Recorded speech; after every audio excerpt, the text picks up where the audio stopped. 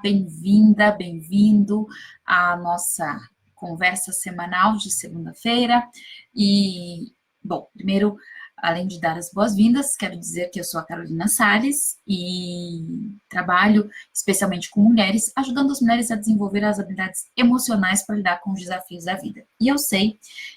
que um grande desafio é justamente o divórcio, e é por isso que hoje nós vamos falar sobre este tema. Eu tenho uma lista de transmissão para mulheres que acontece lá no WhatsApp. Aliás, se você quiser participar, basta você clicar na bio, se você estiver no Instagram, ou em qualquer post aqui no Facebook, que em todos eles tem o link para você cair direto lá na nossa lista de transmissão, e aí você passa a receber semanalmente, gratuitamente, áudios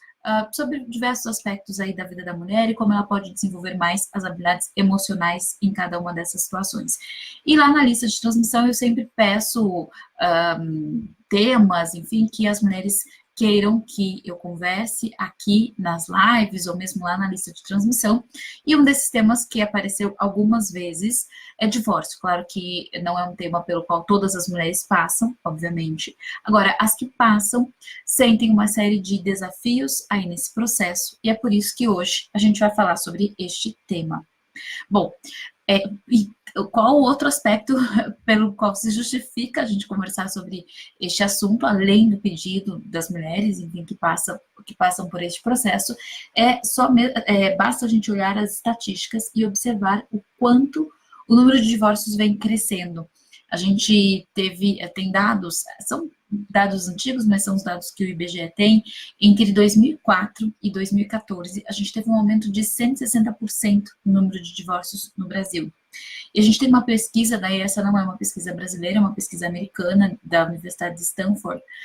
que diz que a cada 10 divórcios, 7 são solicitados pela mulher, são iniciados pela mulher. Então, um outro aspecto também para a gente pensar aí de uma, né, tanto que é a mulher que normalmente não, na maior parte das vezes, inicia esse processo, e é um processo que vem crescendo muito e que, claro, a gente sabe, movimentam questões emocionais, tanto do homem como da mulher, e é um momento importante de decisão, de tomada de decisão, porque a gente ali está envolvido por uma série de questões emocionais. O divórcio, eu já passei por um processo de divórcio e eu sei o quanto é desafiador, mesmo quando você toma a decisão, é aquilo que você observa que é o melhor a ser feito naquele momento, ainda assim é um processo que tem desafios emocionais e tem desafios de ordem prática, que é, né, divisão de bens, mudança de casa, como os filhos vão ser, como a rotina dos filhos vai acontecer dali para frente, enfim, uma série de questões que passam aí pelo processo de decisão compartilhada, alguns deles, no momento em que nem sempre existe mais a partilha e a cumplicidade, normalmente, né, por isso que está se divorciando. Então, é um processo bastante complexo de como passar por ele e depois como vivê-lo na sequência, né? E realmente, assim, atendo algumas mulheres passando por esse processo e pelos desafios todos dele. Então, um dos desafios, a gente vai falar aqui dos desafios e daí de quais são as possibilidades de resolução, né? O que é importante a gente fazer para resolvê-los. Um desafio que é muito comum, que muitas mulheres relatam, é a sensação. Aliás, calma aí, antes até de eu falar disso, deixa eu dizer uma coisa. Eu vou focar aqui os desafios especialmente emocionais, porque, claro, minha área é psicologia, então eu não vou focar aqui, obviamente, deixa eu só fazer um recorte, que eu não vou focar as questões jurídicas, enfim, porque não é a minha praia, não é a minha área. Eu vou aqui falar muito mais das questões emocionais envolvidas aí nesse processo, especialmente das questões pelas quais a mulher passa aí nesse processo. Então, como é que ela faz para solucionar tudo isso? Então, eu estava dizendo, então, fiz só um parênteses para dizer aqui qual vai ser o meu recorte. E aí, feito isso, voltando então para o tema em si, uma questão que é muito comum, que as mulheres sempre trazem isso aqui para o consultório, né, que é a sensação de que fracassou, a sensação de que fez-se um projeto, estabeleceu-se um projeto, e obviamente essa não é necessariamente uma sensação só da mulher, muitos homens também têm essa sensação. Nós tínhamos um projeto, planejamos isto, executamos o projeto né, do casamento, e de repente esse projeto, de algum modo, vai deixar de acontecer, ou ele falhou, ou ele não teve o resultado esperado, e inevitavelmente uma sensação de frustração vem, e essa sensação de frustração, claro que traz chateação, raiva, tristeza, enfim, uma série de emoções ali à tona, e como lidar com essas emoções, né? Talvez até de um ponto de vista um pouco racional, né? A gente pensando em coisas, vou aqui falar frases até que no cotidiano se fala, e que essas frases que a gente fala no cotidiano, elas não devem ser banalizadas, porque efetivamente, se nós pudéssemos sentir várias dessas frases que nós falamos, nós teríamos muitas coisas dentro de nós resolvidas. Então, é muito comum as pessoas dizerem, não é um projeto que não deu certo, é um projeto que deu certo por aquele período. E eu posso ler isso, que besteira, não, mas deu errado. Eu posso ler isso e falar, efetivamente, por um tempo, aquele processo funcionou, aquele processo fluiu. E mais do que isso, o que eu pude viver na minha vida a partir desse processo? Gente, quando a gente faz essa pergunta,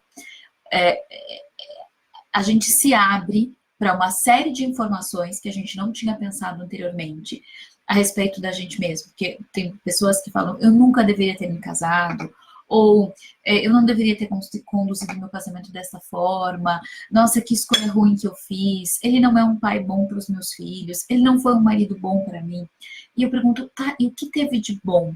E o que você tem de aprendizado? O que você teve de oportunidades a partir desta situação, né? Como eu disse inicialmente, eu fui casada, eu me separei, e eu observo o quanto de emoções, não só emoções, mas também até mesmo de competências eu desenvolvi a partir do meu casamento, o quanto de relacionamento eu desenvolvi a partir do meu casamento, né, de conexão com pessoas, o quanto inclusive da minha vida profissional hoje está como está, porque eu fiz um caminho de me casar, e aí nesse caminho eu me mudei de cidade, e aí eu mudei a minha rotina de trabalho, e eu fui fazendo uma série de mudanças e conhecendo pessoas e fazendo conexões, que hoje a minha vida está como ela está, muito, não só, mas muito, também porque eu me casei. Então, a gente olhar para a nossa vida como um todo e observar o que você tem de aprendizado que hoje te permite olhar para trás e falar, puxa, funcionou para isso, funcionou para eu aprender coisas, funcionou para eu me valorizar mais, funcionou para eu me conhecer mais, funcionou para eu aprender a lidar intimamente com uma pessoa, funcionou para ter filhos, né, para eu ser mãe, funcionou, para que funcionou o seu casamento? E claro que essa resposta, ela é sua, ela é exclusivamente sua, agora ela nos ajuda muito quando vem aquele pensamento, que frustração, não deu certo, eu fiz um projeto que deu errado, fiz um projeto que não funcionou. Então, mudar a nossa mentalidade diante desta situação, seguramente nos ajuda a lidar com ela de um jeito mais fluido, de um jeito mais leve. Então, ao invés de ficar com a frustração de não deu certo, eu posso ficar com os aprendizados que eu obtive tendo vivido essa situação. E também com os aprendizados que eu pude ter, porque não há nada mais impulsionador para a gente conhecer a gente mesma do que a gente viver uma relação íntima com alguém. Então, o quanto é impossível você sair de uma relação sem ter conhecido um pouco mais de você mesma. É impossível, impossível. Então, observar isto também é algo que pode te fortalecer no momento do divórcio. O que eu pude conhecer de mim mesma? Como que hoje eu me reconheço mais, eu me conheço mais, eu sei mais do meu potencial e das minhas limitações. Então, olhar para isto também é algo que nos favorece muito no momento pós-divórcio. Você identificar quais são as forças que eu tenho e até mesmo as limitações que eu tenho hoje, que eu desconhecia, e que justamente porque hoje eu conheço, eu posso fazer algo para me fortalecer, eu posso fazer algo para usar melhor os meus pontos fortes. Então, veja como é importante a gente ter essa percepção no momento do pós-divórcio. Eu vou dizer o seguinte, as questões jurídicas, e muitas vezes se é um casamento que vai para o litígio, se tem uma separação complexa, é claro que isso demanda muita energia, isso nos entristece, dá raiva, enfim, é comum, é natural que tudo isso aconteça. Então, se pelo menos naquilo que lhe cabe, que é a percepção interna de você mesma, de como você está saindo dessa situação, se pelo menos isso puder estar preservado, isso já é um primeiro passo para que as coisas fluam melhores aqui fora. Entende? Então, né, quando coloquei aqui guia de sobrevivência pós-divórcio, independente se o divórcio é um litígio, se é algo complexo, ou se é um divórcio que flui, que vai, que acontece de um jeito amigável, favorável, em ambas as situações, se você primeiro começa aqui dentro, observando os ganhos que você teve com esta relação, os aprendizados que você teve sobre você mesma, sobre relacionamento, sobre família, se você sai dessa relação com essas percepções, e talvez focando muito mais essas percepções do que a frustração de ter ido para um projeto que não saiu como você queria, seguramente você fica mais fortalecida para este momento de pós-divórcio, que é um momento em que daí a gente tem, né, você tinha ali, estava ali numa relação, você agora não tem mais essa relação, e pode ser que você queira não ter outras relações naquele momento, ou que você esteja disposta e querendo ter uma relação naquele momento, mas até para você tomar esta decisão, esse primeiro caminho de autoconhecimento, de autopercepção, de percepção no relacionamento é importante, né? De você conhecer quais são as escolhas que você fez, quais são as escolhas que funcionaram e foram muito bem, quais foram as escolhas que não foram tão interessantes e que talvez você não queira repetir. Então, fazer esse movimento interno, essa conexão com você mesma,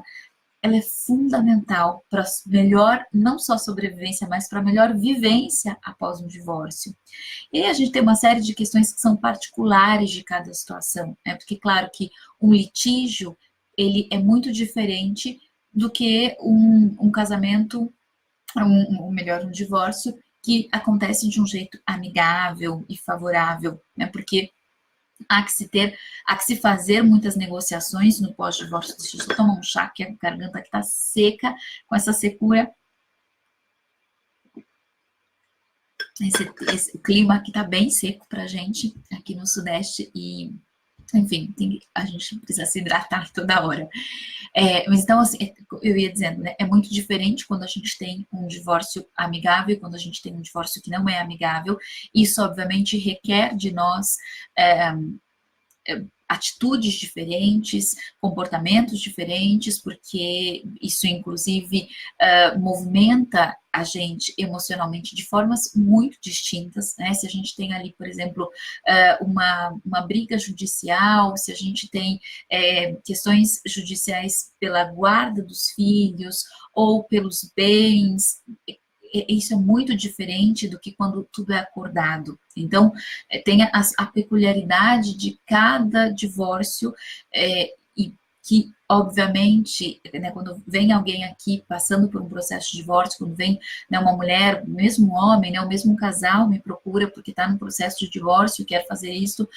da melhor forma. Claro que quando a gente consegue acordar, quando a gente consegue fazer boas negociações para as duas partes, é o melhor dos mundos. Isso desgasta muito menos, isso solicita muito menos energia de quem está ali envolvido, especialmente se tem terceiros envolvidos, né? Se não é só o casal, mas também tem filhos. É muito mais fácil quando a negociação é possível de ser feita, quando as negociações são possíveis de serem feitas, que é diferente de quando isso não acontece, de quando efetivamente tem brigas judiciais, seja por um negócio familiar, seja por guarda dos filhos, seja por bens materiais. Aí a gente tem, de fato, muitas vezes, né, um desgaste um pouco maior, e aí, de novo, é fundamental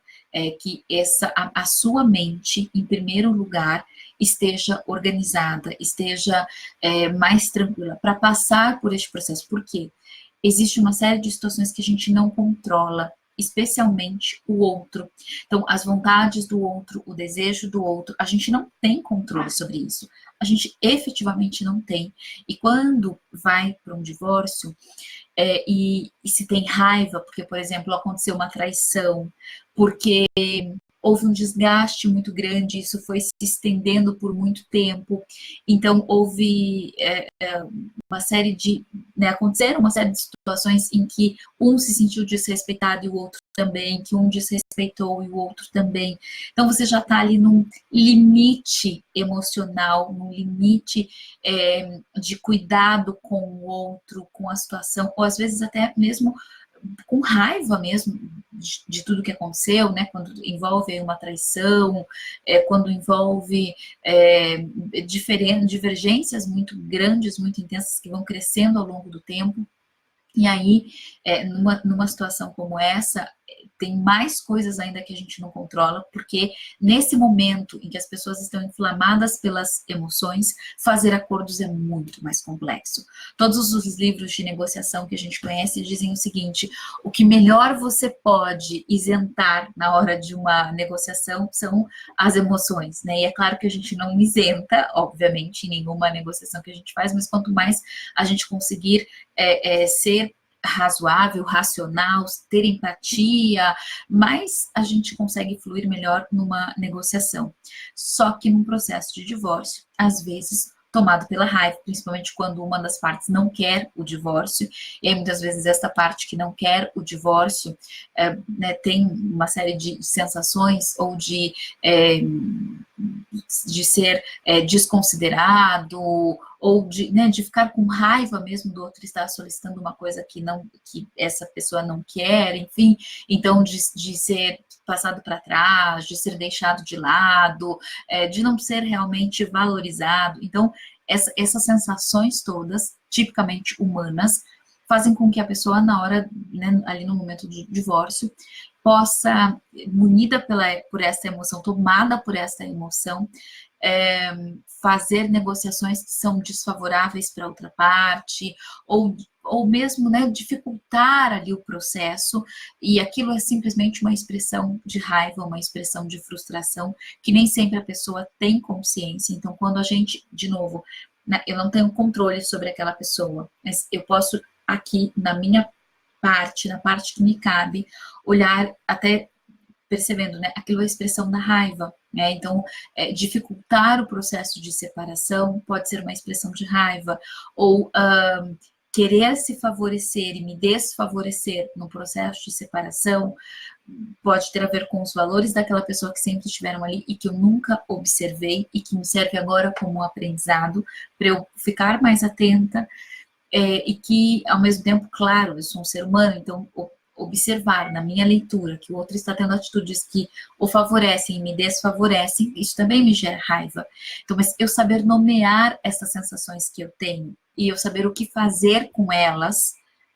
me facilita nesse processo todo. E me facilita para que, após esse processo acabar, eu também esteja mais inteira, eu também esteja mais fortalecida para viver os processos pós-divórcio, que seja de uma reorganização financeira, de uma reorganização da casa, do local em que se mora, uma reorganização na rotina com os filhos, uma reorganização na própria rotina, para que eu esteja mais fortalecida para essa adaptação, para essa reorganização em tudo isso que vai passar a acontecer a partir dali. Então, é fundamental que, além de todas as questões jurídicas, além de todas as questões de ordem prática, eu ter clareza, né, das minhas questões emocionais internas, de como eu estou vivendo esse processo, quais são os momentos que eu tenho raiva, quais são os momentos que eu tenho tristeza, o que é que eu quero fazer com essa raiva, o que eu quero fazer com essa tristeza, qual é o momento que o outro tem raiva, tem tristeza, e como é que eu também vou olhar para isso, não como uma expressão de uma atitude dele contra o meu umbigo, mas talvez de uma atitude dele em relação a ele mesmo para expressar aquilo que ele está sentindo naquele momento, porque se eu faço esse movimento, que eu sei que é um movimento muito desafiador, é um movimento de eu achar que o outro não está com um canhão voltado para mim e me bombardeando, mas simplesmente ele está expressando por meio do canhão dele aquilo que está dentro dele, né? E que eu não preciso ficar ali também na frente desse canhão. Que eu posso me posicionar de uma outra forma, por mais que o outro, que eu acredite que o outro está apontando o canhão para mim, eu posso ter a percepção de que eu também sou livre para mudar de posição, para não ficar na frente desse canhão, e para também não ficar com o meu canhão apontado para o outro, mas para eu trazer o meu canhão apontado para mim mesma, não no sentido de eu me massacrar com uma bala de canhão, mas no sentido de eu reconhecer a mim mesma. Eu não preciso atacar o outro porque eu estou me sentindo atacada. Eu posso simplesmente dizer para o outro o que é que eu sinto a partir dessa situação que está acontecendo. Eu posso simplesmente dizer para o outro que eu reconheço a raiva dele, a expressão do sentimento dele, né? E claro, isso tudo com muita empatia, com muito cuidado. De novo, o que o outro faz não é com o meu umbigo, é com o umbigo dele, é a expressão dele, dos sentimentos dele. E não é que isso não respinga em mim, claro que isso pode respingar em mim do ponto de vista financeiro, prático, e eu vou então pensar e olhar para as questões cabíveis estrategicamente, para que eu possa pensar qual vai ser o melhor caminho para eu tomar. Quanto mais envolvida na emoção eu tiver, menos eu vou ter a percepção do que é que eu posso fazer, menos eu vou acessar minha criatividade, menos eu vou encontrar caminhos e estratégias para sair de uma situação que seja pouco favorável. Às vezes não é nem só pouco favorável para mim, mas é para a família como um todo. Então, né, o guia de sobrevivência pós-divórcio, ele passa principalmente por uma releitura daquela situação, por um reconhecimento de si mesma, por uma percepção da própria potência, né, das suas, uma percepção, né, aumentar o seu autoconhecimento, saber gerenciar-se melhor diante dos desafios que essa situação te traz, para que certamente você possa passar por este processo da melhor forma. Ok? Acho que aqui tem algumas pessoas, ainda não sei se aconteceu alguma coisa, mas enfim, talvez eu tenha perdido aí algum. Não, acho que não, acho que ninguém fez nenhum comentário aqui, deixa eu olhar. Enfim, é isso, muito, muito obrigada para você que esteve aqui no Instagram, para você que esteve aqui no Face comigo, nessa nossa conversa, e você pode aqui colocar o seu comentário, fazer as suas perguntas, que eu também vou ter um prazer enorme em responder, e se você ainda não faz parte da lista de transmissão e é mulher, pode fazer parte da lista de transmissão, como eu falei inicialmente, clicando aqui na bio no Instagram, ou aqui em qualquer post que a gente tem aqui com os videozinhos no Facebook, também a gente tem o nosso link ali, você pode clicar e fazer parte da nossa lista de transmissão, ok? Muito obrigada, Marta, um beijo, você que está sempre aqui, a Amanda também, várias pessoas que passaram por aqui, a Eliana, Emanuela, nossa, quanta gente que passou por aqui, a Fê, um beijo grande para todos e para todas, e nós nos encontramos sexta-feira, tem live com convidada, eu te encontro lá. Um beijo, tchau, tchau!